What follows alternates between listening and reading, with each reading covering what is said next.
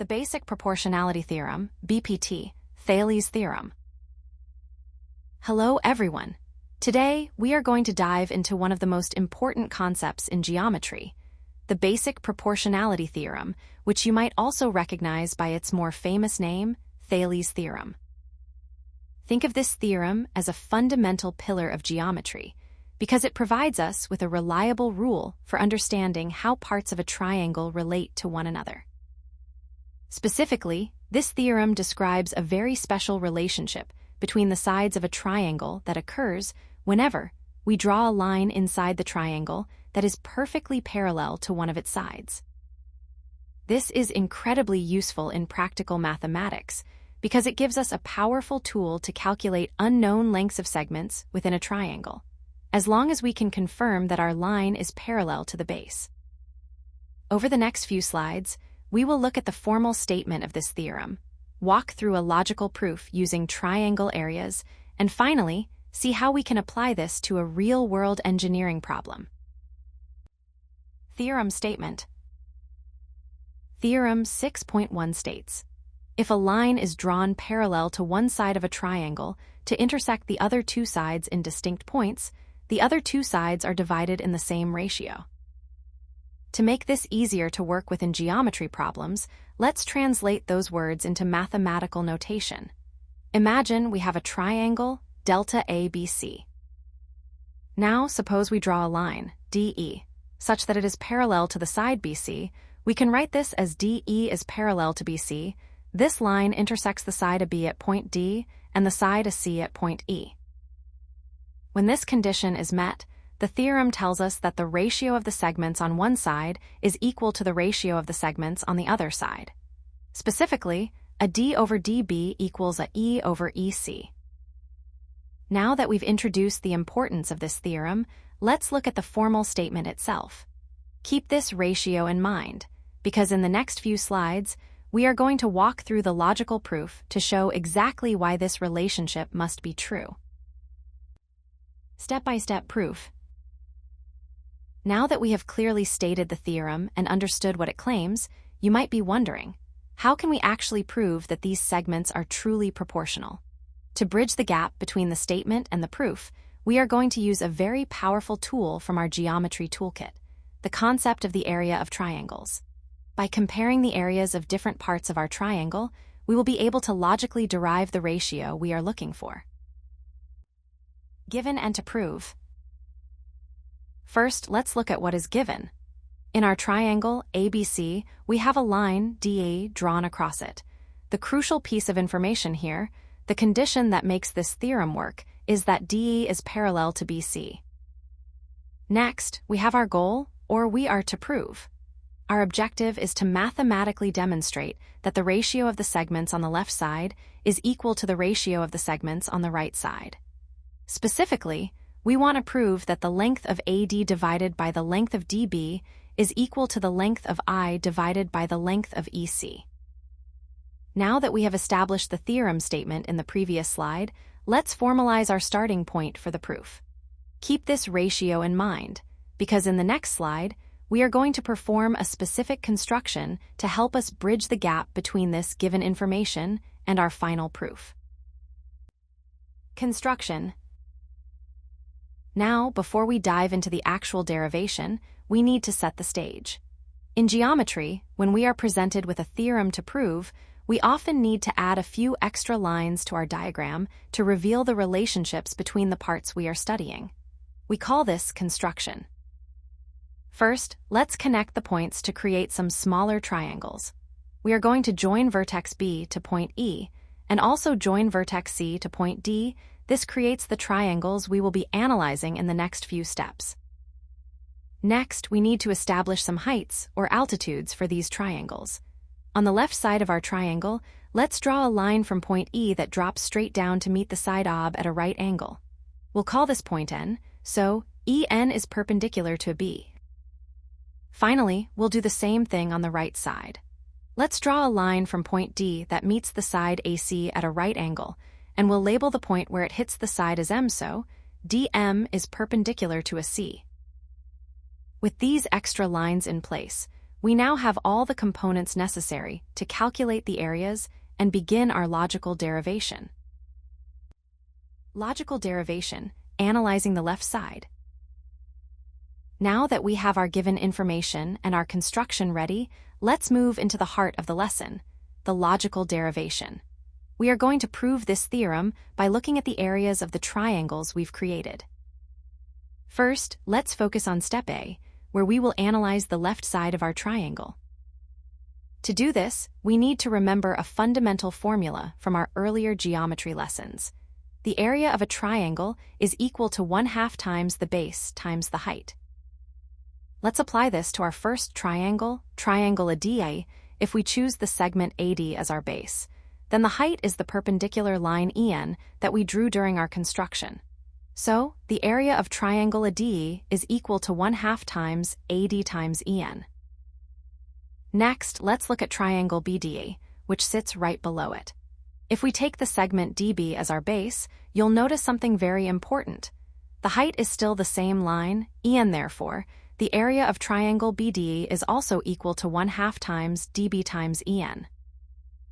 Now, to see the relationship between these two sides, let's find the ratio of these two areas.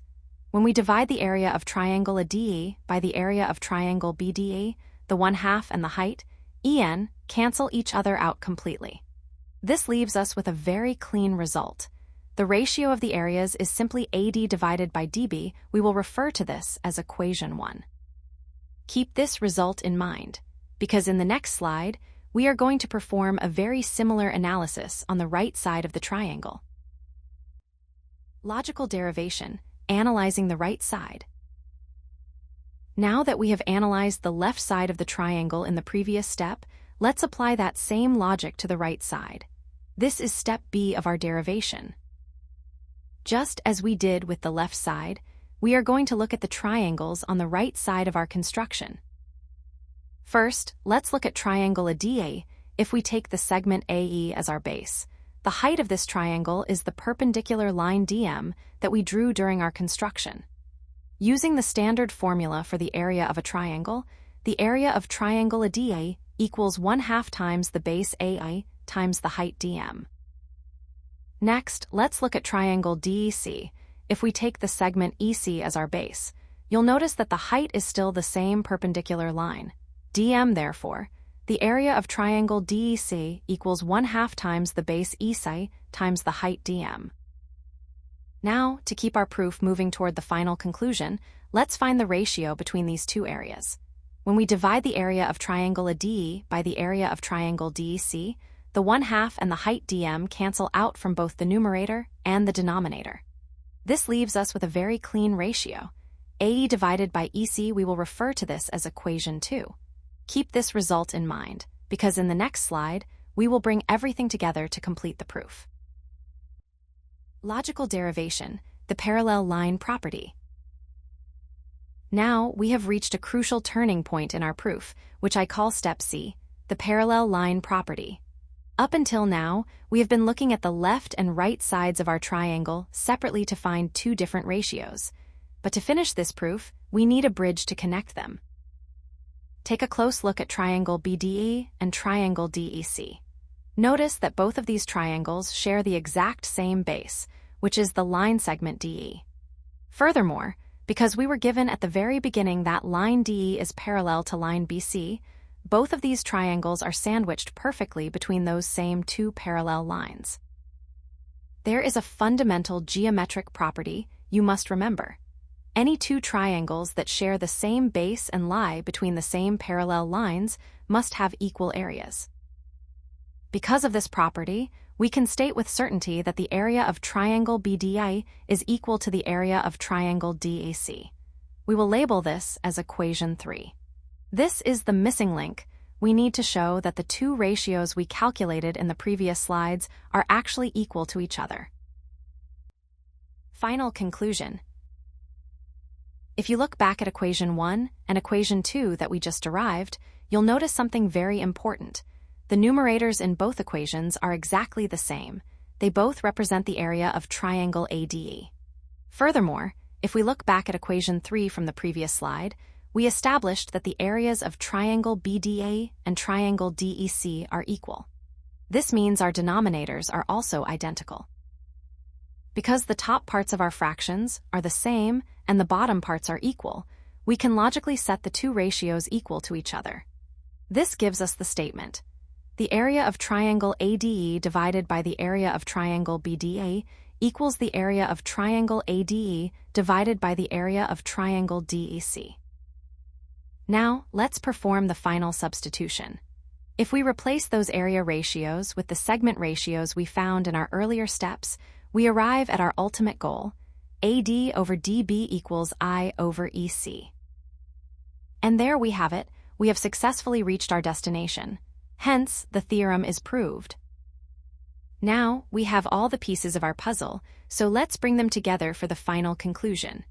In the next slide, we'll see how we can apply this powerful result to a real-world engineering problem. Real-world example: roof truss design. Now that we have mastered the theoretical proof of the theorem, let's see how this concept actually works in a real-world application. Imagine you are an architect designing a triangular roof truss for a building. The main rafters of this roof form a large triangle, which we can call triangle ABC to ensure the structure is stable and provides extra support. You decide to place a horizontal support beam, which we'll call line D for the structural integrity to be consistent. This beam must be perfectly parallel to the base, side BC. Let's look at a specific scenario. Suppose you have measured the following distances. The distance from the peak, point A, to the support beam at point D is 2 meters. The distance from that same point D down to the base at point B is 3 meters. And finally, the distance from the peak at point A to the support beam at point E is 2.5 meters. Your task is to determine the unknown distance from point E down to the base at point C. To solve this, we follow a clear step-by-step process. First, let's identify our given values. We have AD equals 2 meters, DB equals 3 meters, and AE equals 2.5 meters. We are looking for EC, which we will call X. Second, because we have already established in our previous slides that the beam DE is parallel to the base BC, we can apply the Basic Proportionality Theorem. This allows us to set up our ratio: AD over DB equals AE over EC. Third, we substitute our known values into this formula. This gives us the fraction 2 over 3 equals 2.5 over x. Finally, we solve for x using cross-multiplication. Multiplying 2 by x and 3 by 2.5, we get 2x equals 7.5. To isolate x, we divide 7.5 by 2, which gives us a result of 3.75 meters. So, our final result is that the distance EC is 3.75 meters. As we move to our final slides, keep in mind how crucial that parallel condition was to making this calculation possible. Key takeaways. First, pay close attention to the essential condition. The Basic Proportionality Theorem only applies if the line intersecting the triangle is strictly parallel to the third side. If that line is even slightly tilted and not parallel to the base, the ratios will not be equal, and the theorem simply won't work.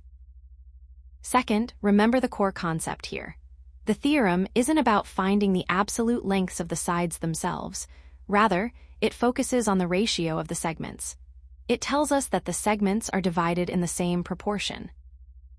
Finally, let's reflect on the logic we used in our proof. The entire mathematical derivation we just completed relies on two fundamental geometric properties. First, that triangles sharing the same base and height have equal areas, and second, that triangles situated between the same parallel lines share the same area. Understanding this connection is the key to mastering the logic behind Thales Theorem. Now that we have worked through the formal proof and seen how this applies to a real-world engineering problem, let's pause and summarize the key takeaways to ensure you have a solid grasp of the theorem. In the next slide, I will highlight some common pitfalls to avoid so you don't lose marks on exams. Common mistakes. First, watch out for incorrect ratio pairing. I often see students writing the ratio of the small segment to the whole side, like AD over AB equals AE over AC now, don't get me wrong, that ratio is actually mathematically true and can be derived from the theorem, but it isn't the primary statement of the Basic Proportionality Theorem.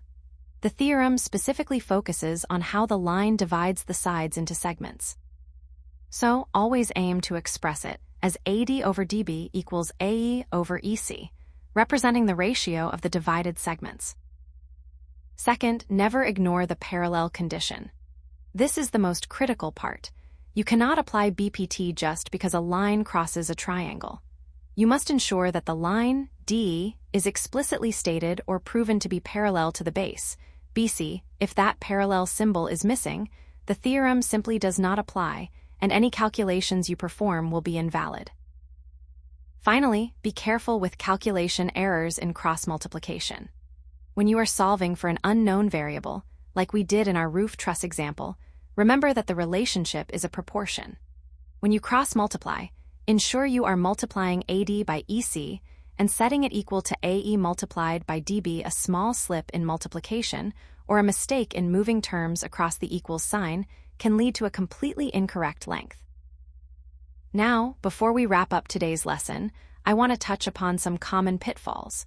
Even when you understand the logic of the theorem, it is very easy to make small errors that can lead to the wrong answer in an exam. Let's look at 3 specific mistakes to avoid. Keep these points in mind, and you'll be able to apply Thales' theorem with much greater confidence.